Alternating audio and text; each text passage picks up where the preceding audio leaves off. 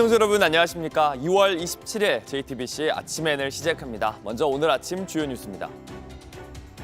이재명 더불어민주당 대표의 공직선거법 위반 항소심 결심 공판에서 검찰이 징역 2년을 구형했습니다. 이 대표에 대한 선고는 다음 달 26일 이뤄집니다. 윤석열 대통령 탄핵 심판 변론 절차를 마친 헌법재판소가 보안 속의 평의 절차에 돌입했습니다. 최종 결론까지는 2주가량 걸릴 걸로 예상이 되는데 마은혁 헌법재판관 후보자의 임명 여부가 변수가 될 전망입니다. 한국과 미국 정부가 앞으로 한반도 비핵화라는 말 대신 북한 비핵화라는 표현을 쓰기로 했습니다. 조현동 주미대사는 기자들과 만나 한국엔 핵무기가 없는 만큼 한미 두 나라가 추진하는 비핵화 목표는 변화가 없다고 했습니다. 지난해 우리나라에서 스스로 목숨을 끊은 사람이 13년 만에 가장 많았던 걸로 나타났습니다. 자살률을 절반으로 줄이겠다는 정부의 목표는 더 멀어지게 됐습니다. 이재명 더불어민주당 대표의 공직선거법 위반 항소심 변론이 마무리됐습니다. 검찰은 1심 때와 마찬가지로 징역 2년을 구형했고 이 대표는 다시 한번 혐의를 부인했습니다. 법원은 다음 달 26일 선고하기로 했습니다. 조민중 기자입니다. 이재명 대표의 선거법 위반 사건 항소심 선고일이 정해졌습니다. 다음 달 26일입니다. 이 대표는 법정에 출두하며 법원이 잘 가려낼 것이라고 했습니다. 세상의 이치라고 하는 게 다 상식과 원칙대로 가게 돼 있습니다. 법원이 잘 가려낼 겁니다. 재판에선 양측 증인신문과 최후 진술이 차례로 진행됐습니다. 검찰은 이 대표의 김문기를 몰랐다는 발언과 백현동 부지 용도 변경 과정에서 국토부 압박이 있었다는 발언 모두 거짓으로 봤습니다. 그러면서 거짓말로 유권자의 해석을 왜곡한 사람에 대해 지위 고의를 막론하고 엄중한 처벌이 필요하다며 1심과 마찬가지로 징역 2년을 구형했습니다. 하지만 이 대표 측은 발언 일부가 불명확한 게 있다고 해도 공표에 해당한다고 볼 수 없다고 맞섰습니다. 윤 대통령 탄핵 심판 선고가 3월 중순이 유력한 가운데 이 대표가 항소심에서도 유죄를 받으면 대선에 큰 영향을 끼칠 것으로 보입니다. 형이 확정되면 이 대표는 의원직을 잃는 것은 물론 10년 동안 대선에 출마할 수 없습니다. 결국 최종심인 대법원까지 갈 가능성이 큰데 변수는 선고가 언제 나오느냐입니다.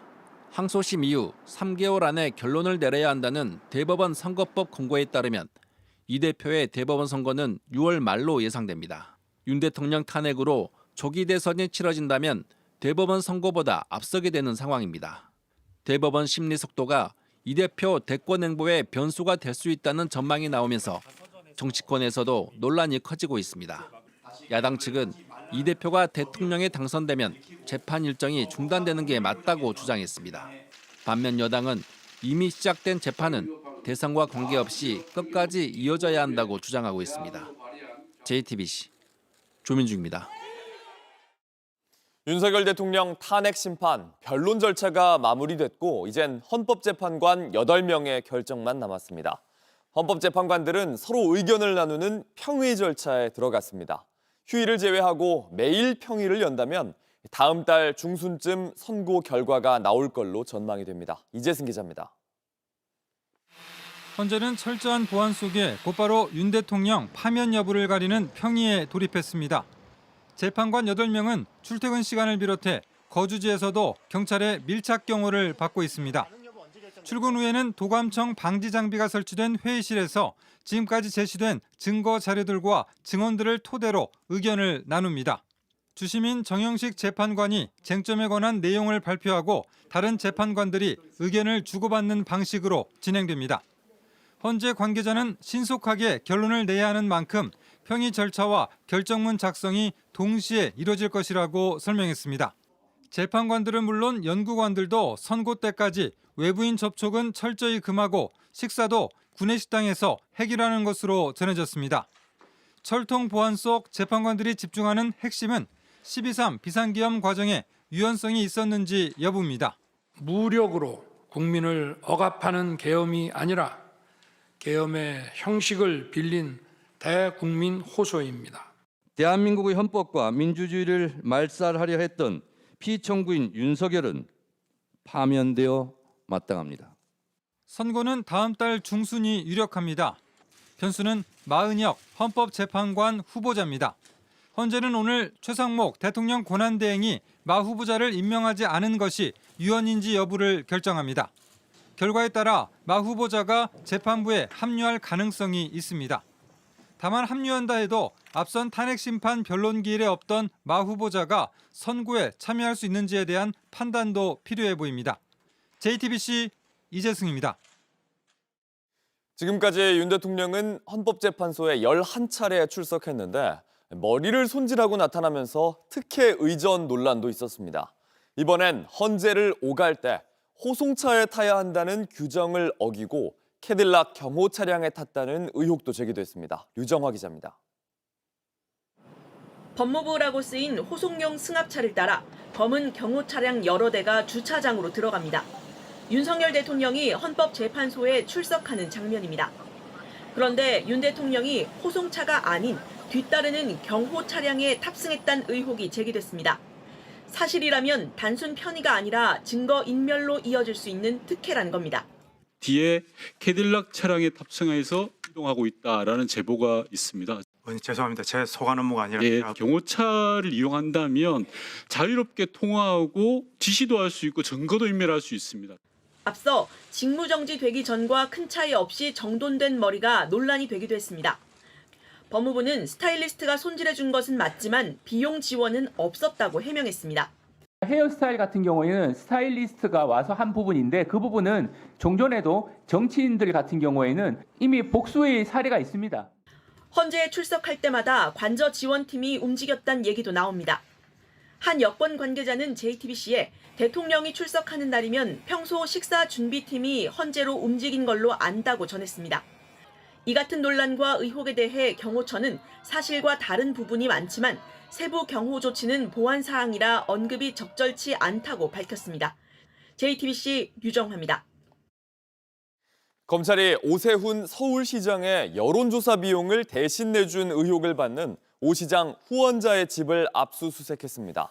명태균 씨와 오 시장 사이의 의혹에 대해서 본격 조사에 나선 겁니다. 연지환 기자입니다. 검찰이 전격 압수수색한 사람은 오세훈 서울시장의 후원자로 알려진 사업가 김한정 씨입니다. 2021년 서울시장 보궐선거 당시 김 씨가 명태균 씨 측에 오 시장의 여론조사 비용을 대신 보냈는지 확인하기 위해서입니다. 김 씨는 명 씨와 관련된 여론조사 업체 직원이었던 강혜경 씨에게 3,300만 원을 보낸 것으로 나타났습니다. 돈은 2021년 2월부터 3월까지 5번에 걸쳐 송금됐습니다. 앞서 김 씨는 JTBC에 돈을 보낸 건 인정하면서도 오 시장의 여론조사 비용은 아니었다고 말했습니다.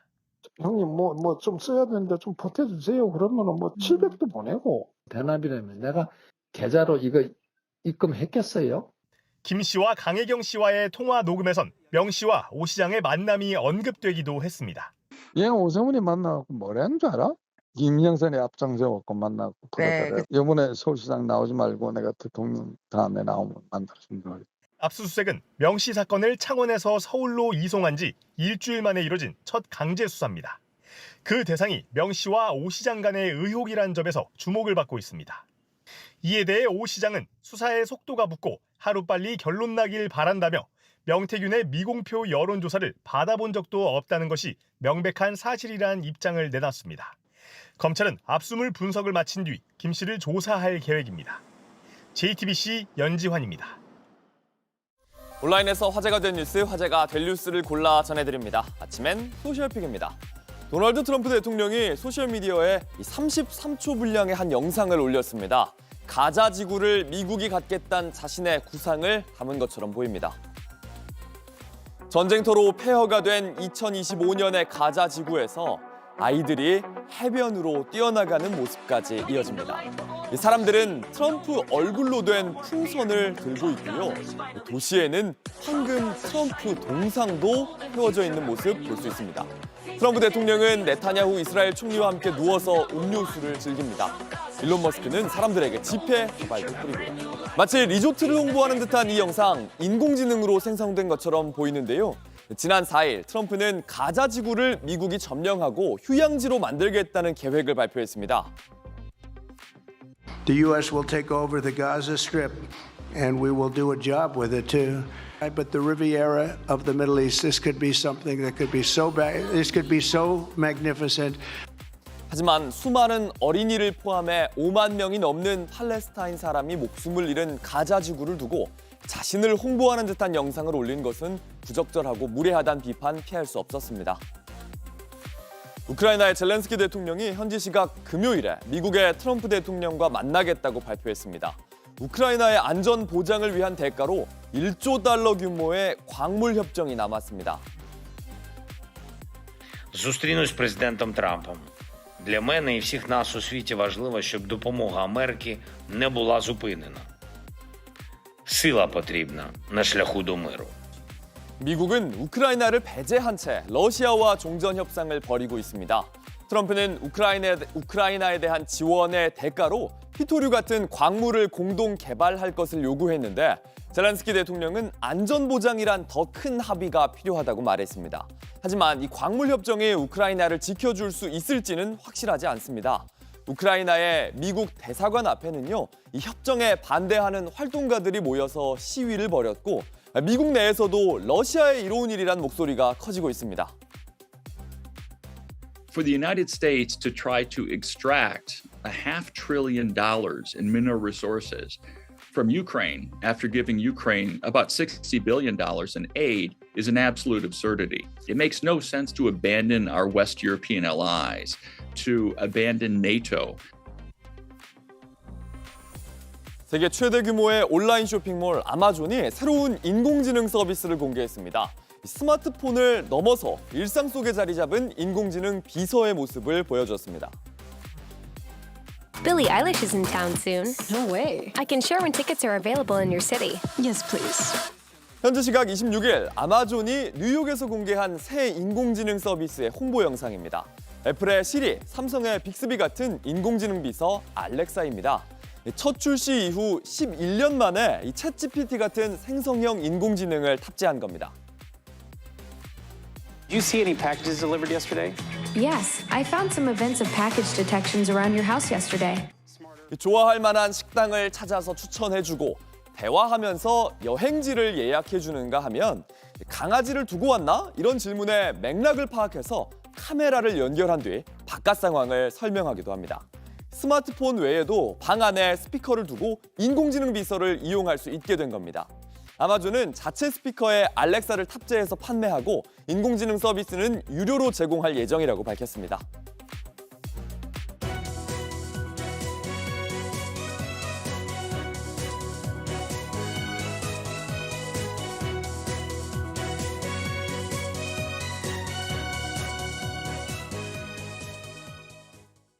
한미 양국이 한반도 비핵화가 아닌 북한 비핵화라는 용어를 쓰기로 합의했습니다. 북한의 핵무기 해제가 최종 목표임을 더 분명히 하기 위한 목적입니다. 미국 하원도 한반도 평화 법안을 재발의하는 등 이 비핵화 시계가 바쁘게 돌아가고 있습니다. 워싱턴 정강현 특파원입니다. 트럼프 대통령은 취임 직후 북한 김정은 국무위원장과의 친분을 여러 번 강조해 왔습니다. We will have relations with North Korea and with Kim Jong-un. I got along with them very well, as you know. 가자지구 휴전에 이어 우크라이나 종전도 최종 합의 단계로 접어든 만큼 북한과의 비핵화 협상 등이 다음 외교 과제로 떠오를 가능성이 있습니다. 이와 관련 우리 외교 당국은 트럼프 정부와 한반도 비핵화가 아닌 북한 비핵화로 용어를 통일하기로 합의했다고 밝혔습니다. 트럼프 행정부 출범 직후에 미 측과 협의를 통해서 트럼프 2기 행정부에서는 북한 비핵화로 일관되게 사용하기로 하였습니다. 북한 비핵화는 한반도 비핵화에 비해 북한의 핵무장 해제를 더 강조하는 표현이라고 주미 대사관 측은 설명했습니다. 실제 한미일 3국은 지난 18일 위넨 안보회의에서 공동 성명을 발표하면서 북한 비핵화라고 명기한 바 있습니다. 이런 가운데 현지 시간 26일 미국 하원에선 한반도 평화 법안이 다시 발의됐습니다. 해당 법안엔 한국 전쟁의 종전선언과 북미 평화협정 체결 등을 촉구하는 내용이 담겼습니다. 이번에 발의된 한반도 평화 법안에는 보수층의 반발을 고려해 평화 체결 이후에도 주한 미군 주둔엔 변함이 없다는 점도 명시됐습니다. 다만 여전히 공화당 내부엔 북한 비핵화가 선결 조건이라며 해당 법안에 대한 부정적인 시각이 적지 않습니다. 법안을 발의한 민주당 브래드 셔먼 의원은 이번 법안이 비핵화를 논의하는 토대가 될 거라고 주장했습니다. This bill doesn't mention North Korea's denuclearization. This bill is designed to deal with the issues of 1953 and to set the stage for dealing with denuclearization, which is the issue for 2025. 워싱턴에서 JTBC 정강현입니다. 지난해 우리나라에서 매일 약 40명이 스스로 목숨을 끊었습니다. 13년 만에 가장 많은 숫자인데 코로나19가 한창일 때보다도 더 높습니다. OECD에서 가장 자살률이 높은 나라란 안타까운 오명은 올해도 이어질 걸로 보입니다. 김필준 기자입니다. 지난해 우리나라에서 스스로 목숨을 끊은 사람이 14,439명으로 잠정 발표됐습니다. 이는 전년보다 3.3% 늘어난 건데 2011년 이후 13년 만에 최대치를 찍었습니다. 평균을 내면 매일 약 40명이 스스로 목숨을 끊은 셈입니다. 특히 2년 연속 전년 대비 수치가 늘고 있는 점은 눈여겨볼 대목입니다. 성별로는 남자가 13,341명, 여자가 4,098명으로 남자가 2배 이상 많았습니다. 지난해 대비 남자는 6.1% 늘었고 여자는 3.1% 줄었습니다. 연령대에선 50대가 21%로 가장 많았습니다. 인구 10만 명당 자살자 수를 뜻하는 자살률은 28.3명입니다. 올해 OECD 국가들의 자살률은 발표되지 않았지만 지난해 OECD 평균인 10.6명보다 3배 가까이 됩니다. 따라서 올해도 OECD 국가 중 압도적인 1위를 차지할 것으로 보입니다. 보건복지부는 지난 2023년 12월 정신건강정책 혁신 방안을 발표하고 10년 내 자살률을 50% 줄이겠다고 발표했습니다. 그러나 오히려 수치가 늘어난 겁니다. 전문가들은 사회적 불평등 심화나 경기 불황 등을 꼽고 있습니다. 따라서 자살률을 줄이려면 정부처 차원의 노력이 필요하다는 지적이 나옵니다. JTBC 김필준입니다. 정부가 사교육 카르텔을 없애겠다면서 대대적인 감사를 벌였지만 오히려 사교육 시장은 몸집을 더 불렸습니다. N수생은 계속해서 늘어나고 먹고 자는 기숙형 재수학원의 1년 학비는 5천만 원이 넘습니다. 이희령 기자입니다. 경기도의 한 외진 마을. 최근 한 입시학원이 1,500명 규모의 기숙형 재수학원을 열었습니다. 어제 입소했고요. 오늘부터 개강입니다. 이제 접수하시고 저희가 심사 이루어지고 심사 후에 합불 결과 안내 나갈 겁니다. 근처엔 다른 기숙학원도 있습니다. 여학생 같은 경우는 10자리 이내로 남았고요. 남학생은 지금 자리가 거의 와서 대기 등록을 받고 있고요. 기숙학원에 들어가려면 한 달 기준으로 기본 교습비만 400만 원 가까이 내야 합니다. 추가로 드는 비용까지 포함하면 1년엔 5천만 원이 넘게 듭니다. 교재비나 모의고사비 같은 경우에는 저희가 배부되는 것만큼 금액이 발생하는 부분이라서 기본적으로 한 50 정도는 일단 나오신다고 생각하시고. 치열한 입시 경쟁 탓에 N수생은 해마다 늘고 이들을 상대로 한 기숙학원도 계속 성행하고 있는 겁니다. 3년 전 14만 6천 명이던 N수생은 매년 꾸준히 늘어 올해엔 20만 명 안팎이 될 걸로 보입니다. 저희 반은 솔직히 한 4-5명 빼고 다 재수하는 걸로 알고 있어요. 친구들끼리도 뭐 한 번은 더 해도 되는 거 아니냐. 근데 이번 연도에 의대 증원 이런 것 때문에 이제 재수가 더 많이 늘어났어요. 이는 사교육비 부담으로 이어집니다. 대학 등록금보다 재수 비용이 더 비싼데 비용은 신경 쓰이지만 그래도 뭐 애들이 원하면 뭐 어떻게 할 수 없는 거죠. 정부와 경찰, 국세청 등이 사교육을 잡겠다고 나섰지만 대형 학원들은 도리어 몸집을 불리고 있습니다. 한 학원의 경우 2021년 7천억 원이던 총 매출이 지난해 9천억 원을 넘었습니다. 최근에도 정부는 사교육 영향력을 줄이도록 노력하겠다고 했지만 현장은 거꾸로 가고 있습니다. JTBC 이희령입니다. 지난해 합계 출산율이 9년 만에 반등했습니다. 상대적으로 인구가 많은 90년대생들이 코로나 이후 미뤄왔던 결혼을 하고 아이를 낳은 결과가 반영된 걸로 보입니다. 정아람 기자입니다. 지난달 넷째 딸을 출산한 임지웅, 김유진 씨 부부입니다. 신랑은 나이가 있고 저도 저도 이제 딱 노산이더라고요. 경제적인 문제가 진짜 제일 컸던 것 같아요. 왜냐면 그래도 이왕 가진 김에 열심히 벌어보자. 10년 전 첫째를 가졌을 때와 비교해 많이 달라진 사회 분위기가 큰 힘이 됐습니다. 남자 같은 경우에는 솔직히 그 육아휴직 이런 거는 거의 생각도 못하는 약간 그런 분위기였거든요. 지금은 뭐 이렇게 좀 필요하다 싶으면 자유자재로 육아휴직도 하는 편이고.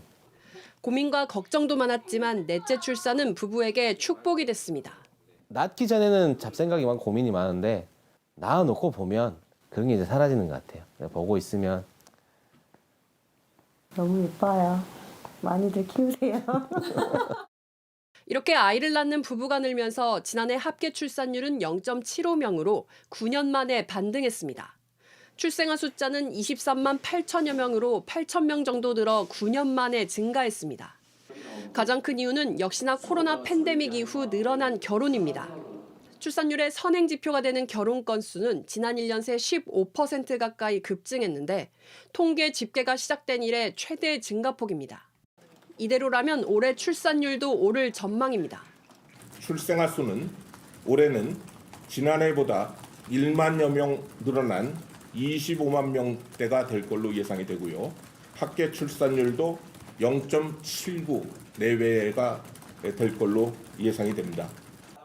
특히 상대적으로 인구가 많은 이른바 에코붐 세대가 결혼 정년기에 접어든 영향인데 최근 통계에선 결혼에 대한 인식과 출산할 의사도 긍정적으로 바뀌고 있는 것으로 나타났습니다.